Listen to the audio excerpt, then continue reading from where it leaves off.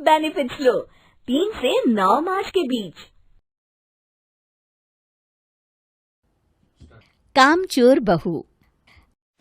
कांता बहन की 2 बहुएं थी, बड़ी कल्पना और छोटी प्रिया।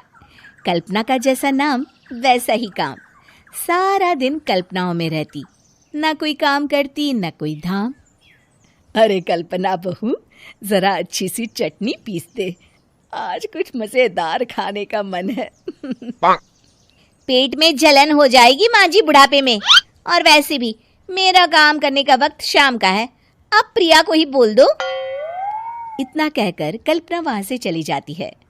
कांता कल्पना के ऐसे रवैये से काफी परेशान रहती हैं। मैं बना देती हूँ माँ चटनी।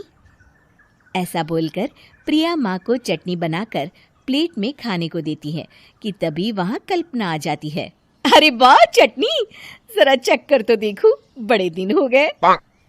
अरे नहीं बहू, तू तो रहने ही दे चटनी खाना, पेट में जलन हो जाएगी।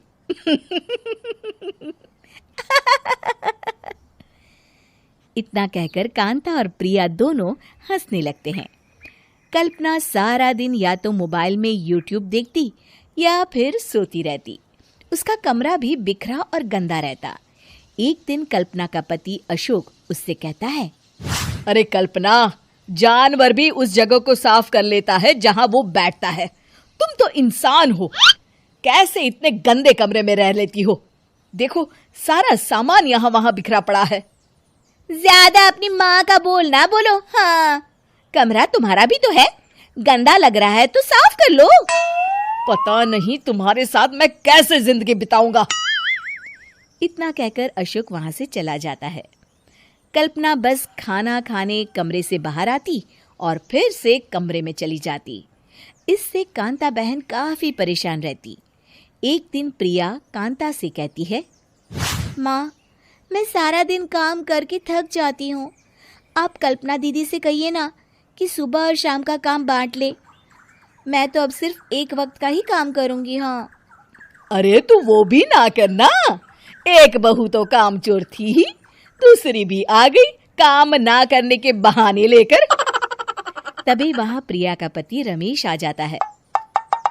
माँ, मैं देख रहा हूँ भाभी कोई काम नहीं करती, प्रिया सारा दिन घर और रसोई का काम करती है, अब कुछ करो ना माँ। कांता मन में कुछ सोचती है और कल्पना के पास जाती है। कल्पना फोन पर मेकअप करना देख रही होती है। कल्पना, तुम सारा दिन बस मोबाइल देखती हो, घर का कोई काम भी कर लिया करो। प्रिया सारा दिन काम करके थक जाती है, आज से मैंने फैसला किया है, एक वक्त का काम तुम करोगी, सुबह का खाना तुम बनाओगी और रात का प्रिया। आप लोगों ने काम को हवा बना रखा है। अरे पता नहीं थोड़ा सा ज्यादा काम करने में आप लोग घबरा क्यों जाते हैं। और हाँ, बहुत ज्यादा प्रिया की तारीफ मत करिए मेरे सामने, बड़ी बहू तो मैं ही रहूंगी। मैं कुछ नहीं जानती, कल सुबह मुझे वक्त से खाना चाहिए, रसोई में आ जाना, वरना कल से तुझे खाना नहीं मिलेगा। अगली सुबह कल्पना रसोई में नहीं आती है। वो देर से सोकर उठती है और बाहर आकर कहती है, अरे भूख लगी है, आज खाने में क्या है? इतनी देर हो गई, आज किसी ने मुझे उठाया भी नहीं, पता नहीं कहाँ है सब। कल्पना को घर में कोई नहीं दिखता। वो रसोई की तरफ जाती है जहाँ बड़ा सा ताला लगा होता है।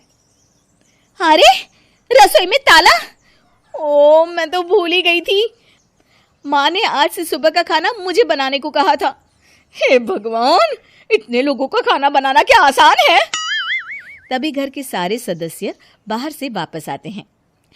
वाह माँ जी, मजा आ गया छोले भटूरे खाकर। मेरे मुंह में तो अभी भी स्वाद आ रहा है। अरे कल्पना, तेरे भरोसे रहते तो हम तो भूखे ही रह जाते। कल्पना को बहुत गुस्सा आ जाता है। अब बहुत हो गया, आज से मैं अपनी रसोई अलग कर रही हूँ, मैं अपना खाना खुद बना लिया करूंगी। कल्पना अपनी रसोई अलग कर लेती है, पर आए दिन उसका देर से उठना और काम न करने की आदत से वो भूखी ही रह जाती थी। उसी के सामने घर के लोग अच्छे अच्छे पकवान खाते और कामचोर कल्पना को जैसे तैसे ही खाना बनाकर खाना पड़ता। पर एक दिन तो हद ही हो गई। माँ, दीदी आज सुबह से कमरे से बाहर नहीं निकली, हमें जाकर देखना चाहिए। सो रही होगी कामचोर कहीं की, पर तुम कहती हो तो चलो देख लेते हैं उसे। कल्पना कमरे में पेट पकड़कर बैठी होती है। हाय मेरा दर्द पेट दर्द के मारे मर रही हूँ मैं।